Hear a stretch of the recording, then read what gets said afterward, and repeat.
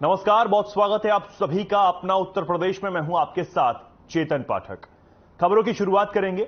पूर्व राष्ट्रपति रामनाथ कोविंद रविवार को कानपुर कपड़ा कमेटी के 100 साल पूरे होने पर स्मारिका का विमोचन करेंगे। उनका कार्यक्रम लाजपत भवन में 3:30 बजे शुरू होगा। इससे पूर्व सर्किट हाउस में उन्होंने अपने नजदीकियों से मुलाकात की और उनका हालचाल जाना।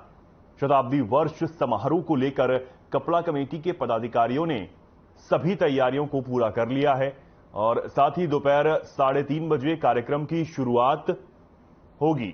इसके बाद 4 बजे अतिथियों का स्वागत होगा। लगभग 4:30 बजे कमेटी के 100 साल के इतिहास को प्रस्तुत किया जाएगा।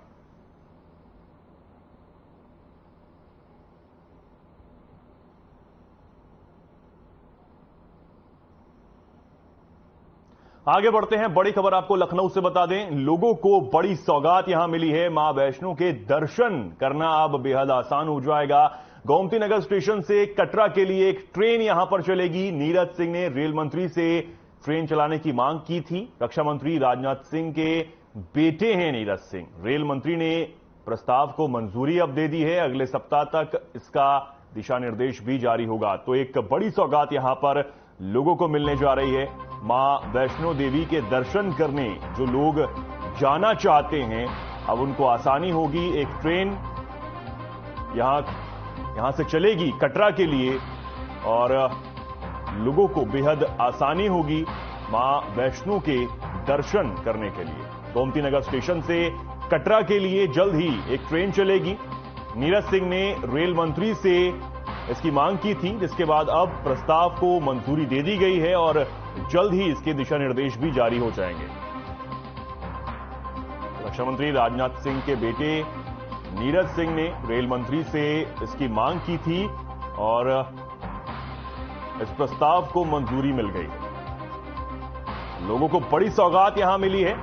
मां वैष्णो देवी के दर्शन करना बेहद आसान हो जाएगा। गोमती नगर स्टेशन से जल्द ही कटरा के लिए एक ट्रेन चलेगी। कन्नौज में एसपी ऑफिस से टॉक टू एसपी प्रोजेक्ट की शुरुआत हुई है। पुलिस अधीक्षक कुंवर अनुपम सिंह ने अपने ऑफिस के बाहर प्रोजेक्ट के तहत लगाए गए बक्से का निरीक्षण किया। वहीं एसपी ने बताया कि शुरुआत में एसपी कार्यालय में शिकायती बॉक्स लगवाया गया है। आगे सभी थानों में talk to your SP project के तहत बक्से लगवाए जाएंगे। साथ ही उन्होंने बताया कि इन बक्सों में डाले गए शिकायती पत्र सीधे मेरे पास आएंगे और प्राथमिकता के आधार पर उन शिकायतों का निपटारा भी किया जाएगा।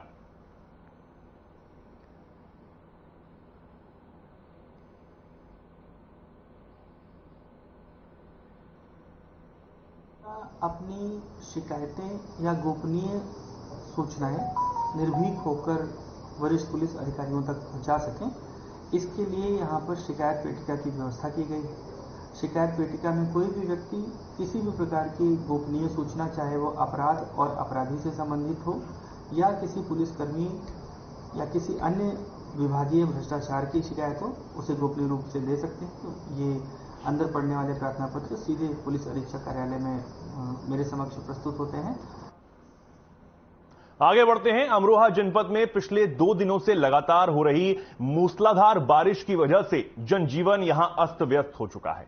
वहीं तेज बारिश की वजह से उमस भरी गर्मी से राहत यहां मिली है और आसमान में छाए बादलों के बीच 2 दिनों से लगातार बारिश जारी है। सूखे का संकट झेल रहे किसानों को बारिश से एक बड़ी राहत यहां मिली है और उनके चेहरे भी खिल उठे हैं। धान की रोपाई में भी बारिश के बाद तेजी आएगी। फिलहाल बारिश के बाद तापमान में बहुत ज्यादा गिरावट दर्ज की गई है। मौसम सुहावना बना हुआ है।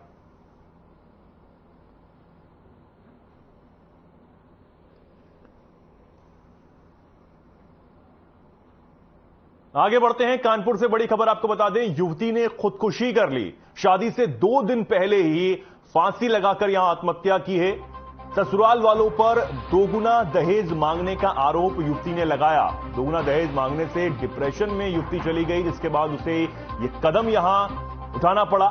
मामले की जांच में पुलिस अब जुटी हुई है। पतरा प्रतापपुर गांव का यह पूरा मामला है और शादी से महज 2 दिन पहले एक युवती ने फांसी लगाकर आत्महत्या कर ली। बताया जा रहा है कि जो उसके ससुराल पक्ष के जो लोग हैं उन्होंने दहेज की मांग की, जिसके बाद युवती डिप्रेशन में चली गई और इस बात को वो सहन नहीं कर पाई, जिस वजह से उसने ये कदम उठा लिया। तो यहां फांसी लगाकर अपनी शादी से महज 2 दिन पहले एक युवती ने आत्महत्या कर ली और गांव में अब मातम पसरा हुआ है, साथ ही परिवार वालों का रो रो कर बुरा हाल है। कानपुर के घाटमपुर क्षेत्र के चीनी मिल गेट के सामने 2 डंपर और एक ट्रक की टक्कर के बाद अचानक आग लग गई। वहीं आग लगने से एक व्यक्ति की इसमें जलकर मौत हो गई है और 5 लोग गंभीर रूप से घायल हो गए हैं। वहीं फायर ब्रिगेड और स्थानीय लोगों की मदद से 5 लोगों को बचाया गया है। फिलहाल घायलों को इलाज के लिए मेडिकल कॉलेज भेज दिया गया है।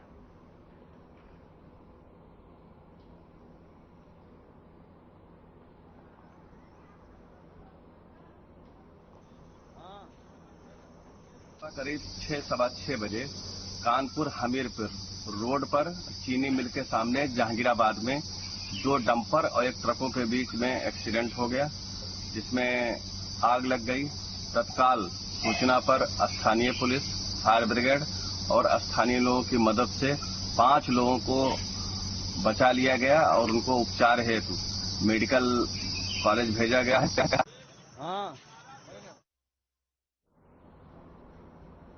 आगे बढ़ते हैं। कानपुर से बड़ी खबर आपको बता दें, नहाने गया युवक नहर में डूब गया। ग्रामीण ने बचाने की कोशिश की। आनन फानन में परिजन उसे अस्पताल लेकर पहुंचे और इलाज के दौरान डॉक्टरों ने लेकिन उसे मृत घोषित कर दिया है। 60 थाना क्षेत्र के रामगंगा नहर का यह पूरा मामला है, जहां एक युवक की डूबने से मौत हुई है। यह बड़ी खबर आपको बता रहे हैं। कानपुर से नहर में नहाने गए एक युवक की मौत हुई है। हालांकि ग्रामीणों ने उसे बचाने की कोशिश की और परिवारजनों ने उसे अस्पताल में भर्ती करवाया, लेकिन इलाज के दौरान उसने दम तोड़ दिया और उसे बचाया नहीं जा सका। तो इस नहर में युवक नहाने गया था, तभी अचानक से वो डूब गया।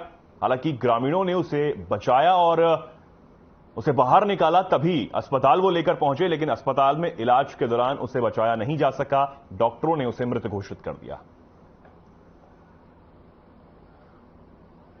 मामला ये है, एक माधव सिंह का लड़का था, एक उनके रिश्तेदारों का। कहाँ के माधव सिंह है? ये गोपालपुर सिंह के रह रहे हैं। हाँ, फिर क्या हुआ? और वो लड़के नहा रहे थे, नहाते नहाते एक लड़का डूबने लगा, फिर माधव सिंह का भी लड़का डूबने लगा। तो ये गोपालपुर के एक चाचा थे, उन्होंने आके उनको बचाया। एक लड़का बच गया है, एक लड़का अभी बरेली के डॉक्टर एम खान अस्पताल में बच्चे का खतना करने के आरोप के मामले में उप मुख्यमंत्री ब्रजेश पाठक ने जांच के आदेश दिए हैं। उन्होंने मुख्य चिकित्सा अधिकारी से 24 घंटे में रिपोर्ट तलब करने को कहा है। यह भी निर्देश दिया गया है कि आरोप सही है तो संबंधित डॉक्टर के खिलाफ सख्त कार्रवाई की जाए और अस्पताल को तत्काल सील भी किया जाए।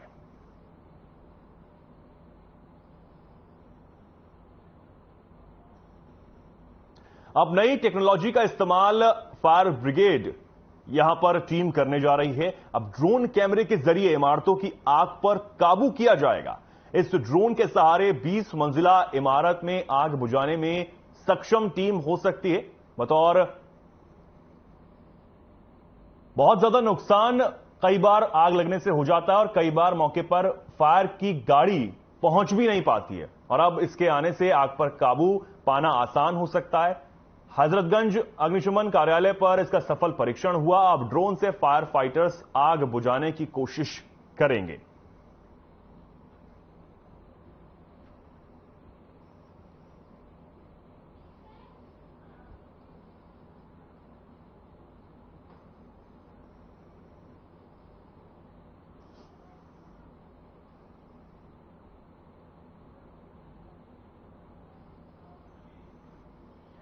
अब खबर लखनऊ से है। बीजेपी अपने जनसंपर्क अभियान के दौरान आज काला दिवस के रूप में मनाएगी। आज आपातकाल लगाए जाने के 48 वर्ष पूरे होने पर बीजेपी कांग्रेस को घेरेगी। वहीं इमरजेंसी पर बनी डॉक्यूमेंट्री को युवाओं को भी दिखाने का काम किया जाएगा। 25 जून 1975 में कांग्रेस के शासनकाल में आपातकाल लगा दिया गया था, जिसके बारे में डॉक्यूमेंट्री के माध्यम से बताने का काम किया जाएगा। बीजेपी ने इस फिल्म को दिखाने के लिए आज की तारीख इसलिए भी निर्धारित की है क्योंकि इसी दिन 1975 में देश में 21 महीने की इमरजेंसी लगा दी गई थी। बीजेपी जहां पर भी इस डॉक्यूमेंट्री को दिखाएगी वहां पर युवाओं को इकट्ठा करेगी। सीएम योगी, भारतीय जनता पार्टी के प्रदेश अध्यक्ष भूपेंद्र चौधरी, राजनाथ सिंह, डिप्टी सीएम केशव प्रसाद मौर्य आज जनसभाएं भी करेंगे।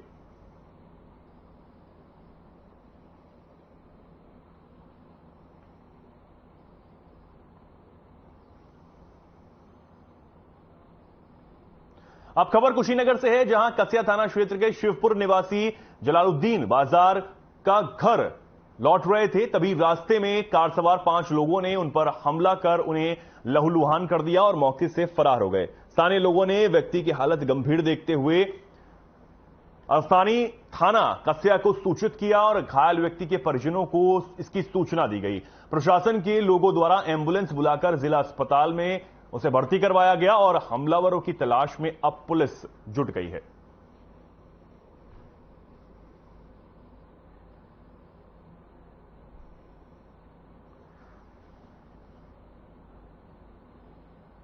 कैबिनेट मंत्री संजय निषाद ने प्रेस कॉन्फ्रेंस की है, जहां उन्होंने कहा कि 27 जून 1857 को 167 मछुआरों को कानपुर में फांसी दी गई थी। उन्होंने कहा कि कानपुर में सती चौरा घाट के विकास को लेकर सरकार ध्यान दे। उन्होंने कहा कि हमारी जातियों को सम्मान न मिलने पर कांग्रेस की भूमिका है। इसके साथ ही उन्होंने कहा कि 27 जून को कानपुर सती घाट पर निषाद कुंभ का आयोजन होगा, जहां से महाजनसंपर्क अभियान की शुरुआत पूर्वांचल से की जाएगी।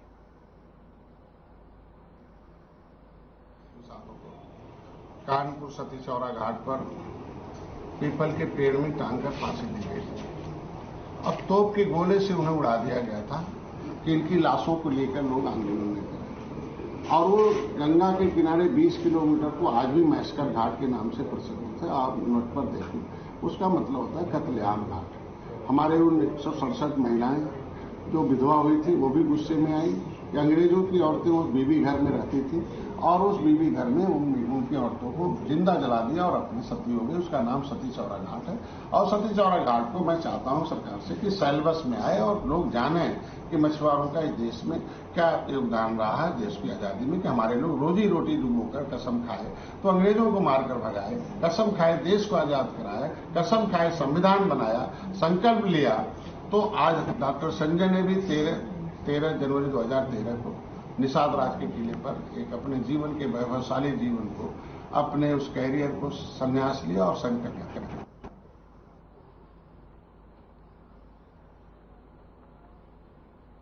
देश की जनता ने आपातकाल के बाद 1980 के चुनाव में इंदिरा गांधी के नेतृत्व में कांग्रेस को पुनः 353 सीटें देकर अपना भरोसा कांग्रेस और गांधी परिवार पर जताया और साथ ही साथ जनता पार्टी को 31 सीटों पर समेटकर बता दिया कि 1977 में जनता पार्टी को दिया गया समर्थन उस समयकाल की त्रुटिवश भूल थी। 1975 में जब जनसंघ और आरएसएस के नेता बाहरी ताकतों के इशारे पर साजिश रचकर देश के लोकतंत्र की नींव कमजोर करने का प्रयास कर रहे थे, उस समय लौह महिला और विख्यात इंदिरा गांधी ने उस तरह देश हित में देश को बचाने के कठोर फैसले लिए। तत्कालीन जनसंघ और आरएसएस के नेता अपने मंसूबों में कामयाब नहीं हो पाए, जिसका रोना वो आज भी रोते हैं। बीजेपी और आरएसएस के नेता आपातकाल का रोना और तमाशा बंद करें, क्योंकि देश के ही जनता से बड़ा कोई नहीं होता और देश के जनमानस ने 1980 में इतना स्पष्ट और विशाल जन समर्थन कांग्रेस और इंदिरा गांधी को देकर साबित किया कि आरएसएस और जनसंघ उस समय देश के लोकतंत्र को कमजोर करने का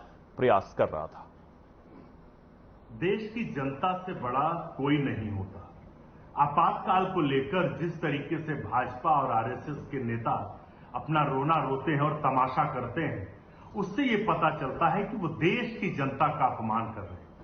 आपातकाल के बाद 1980 के चुनाव में इस देश के जनमानस ने कांग्रेस पार्टी और श्रीमती इंदिरा गांधी जी को 353 लोकसभा सीटें देकर अपना अपार जनसमर्थन दिया और उसी जनता पार्टी को, जिसको उन्होंने 1977 में सत्ता में बिठाया था, उनको 1980 के चुनाव में 31 सीटें मात्र देकर ये जता दिया कि श्रीमती इंदिरा गांधी जी का निर्णय उचित था, उस समय देश के हित में था, क्योंकि वही तत्कालीन जनसंघ और आरएसएस के नेता बाहरी ताकतों के इशारे पर देश को कमजोर करने का कुछ इस प्रकार प्रयास कर रहे थे। लखनऊ के जनेश्वर पार्क से की जा रही रैली की शुरुआत एंटी नारकोटिक्स विभाग ने रैली आयोजित की। एंटी नारकोटिक्स विभाग के अधिकारियों ने हरी झंडी दिखाकर रैली को रवाना किया है। नशा मुक्ति हेतु युवाओं को जागरूक करने के लिए रैली निकाली गई। राजधानी के तमाम इलाकों में रैली में लोगों को जागरूक किया गया। सैकड़ों की संख्या में युवा बाइक रैली में शामिल हुए। यूपी के तमाम जनपदों से युवाओं ने इस बाइक रैली में भाग लिया। नशीली दवाओं के दुरुपयोग और अवैध व्यापार को रोकने के लिए ये एक सराहनीय प्रयास है। एक युद्ध नशे के विरुद्ध का इसका स्लोगन दिया गया।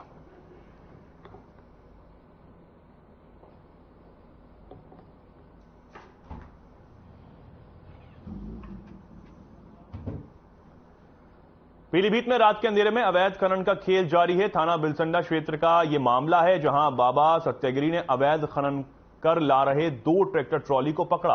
बाबा की सूचना मिलते ही पुलिस मौके पर पहुंची, लेकिन आरोपी ईदगांव पुलिस ने ट्रैक्टर ट्रॉली छोड़ दी। पुलिस पर खनन माफियाओं को संरक्षण देने का आरोप लगा है। ट्रैक्टर ट्रॉली छोड़ने की शिकायत बाबा ने अधिकारियों से की, जिसके बाद अधिकारियों ने बाबा को आश्वस्त किया।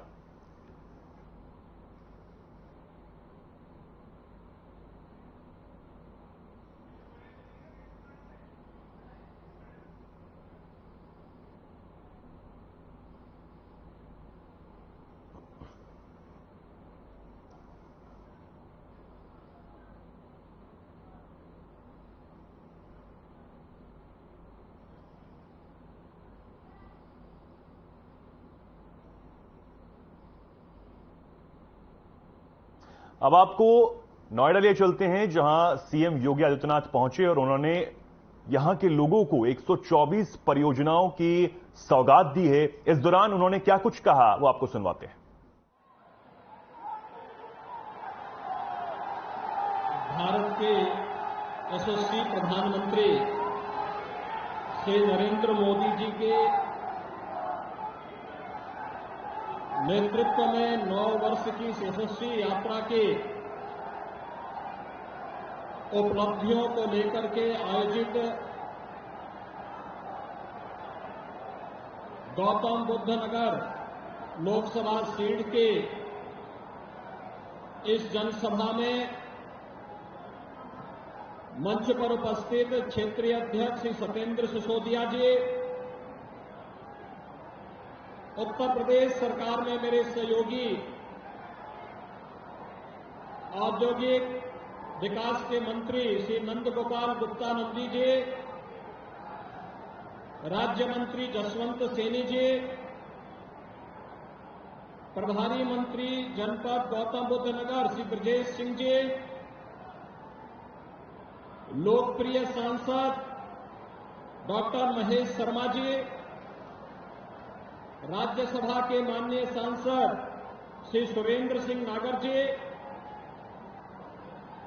हमारे लोकप्रिय विधायकगण श्री पंकज सिंह जी, श्री तेजपाल नागर जी, श्री लक्ष्मी राज सिंह जी, श्री श्रीचंद शर्मा जी, श्री नरेंद्र भाटी जी, भारतीय जनता पार्टी के जिला के अध्यक्ष श्री मनोज गुप्ता जी, जिला पंचायत अध्यक्ष बुलंदशहर डॉक्टर अंतुल तेवतिया जी, भारतीय जनता पार्टी के प्रदेश के मंत्री डॉक्टर चंद्रमोहन जी, प्रदेश के अवस्थापना और औद्योगिक विकास के आयुक्त श्री मनोज कुमार सिंह जी, आज के इस कार्यक्रम में गौतम बुद्ध नगर लोकसभा सीट से जुड़े हुए सभी पदाधिकारी और कार्यकर्ता भाइयों और बहनों, 9 वर्ष की उपलब्धियों के अवसर पर जनपद गौतम बुद्ध नगर वासियों को 1700 करोड़ रुपए से अधिक की योजनाओं का उपहार प्राप्त हो रहा है।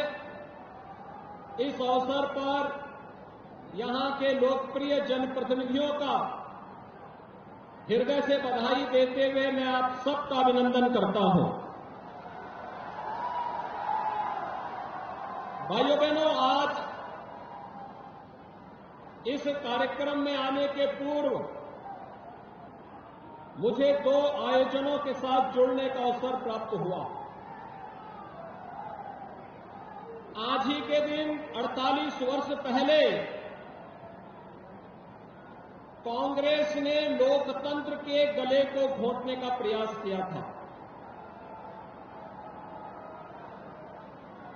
लोकतंत्र की हत्या करने का प्रयास किया था और उस समय जो आवाजें मुखर हुई थी, मीडिया जगत का एक प्रखर नाम था स्वर्गीय रामनाथ गोयनका जी का।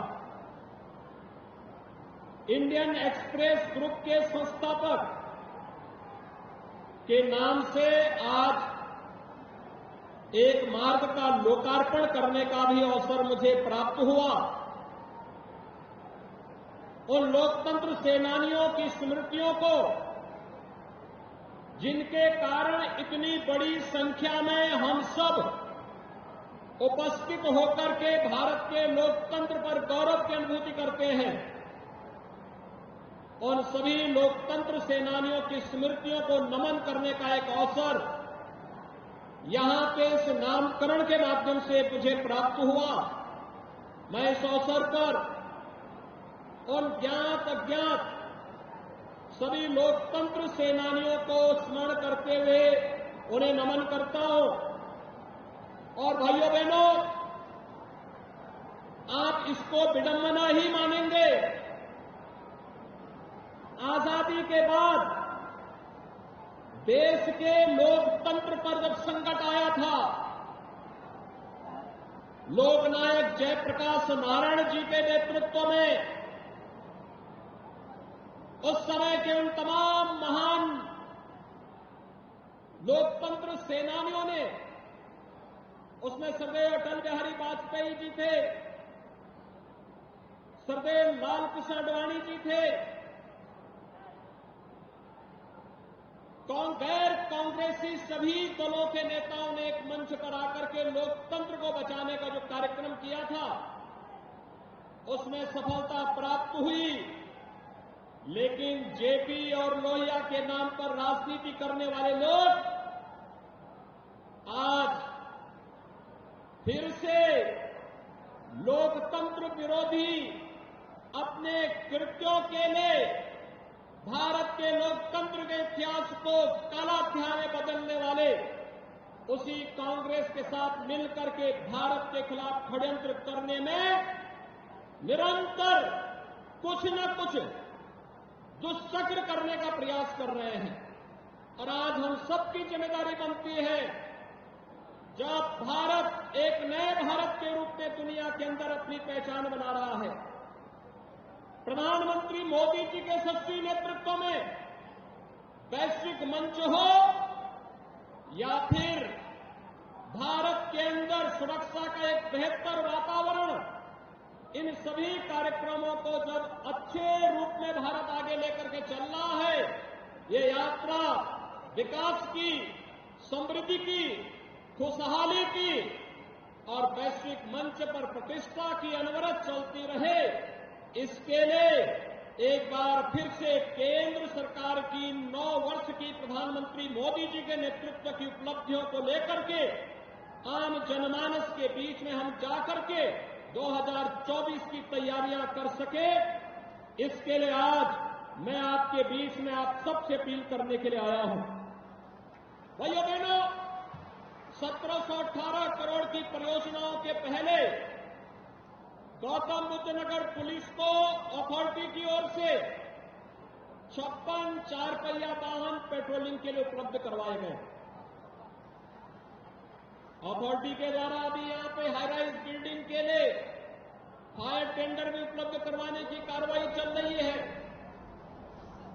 लगातार आज आप देख रहे होंगे अथॉरिटी का विकास, इंफ्रास्ट्रक्चर किस रूप में यहां पर सुदृढ़ हुआ है। पहले लोग दिल्ली में रहते थे, तो फिलहाल के लिए खबरों में इतना ही। नमस्कार।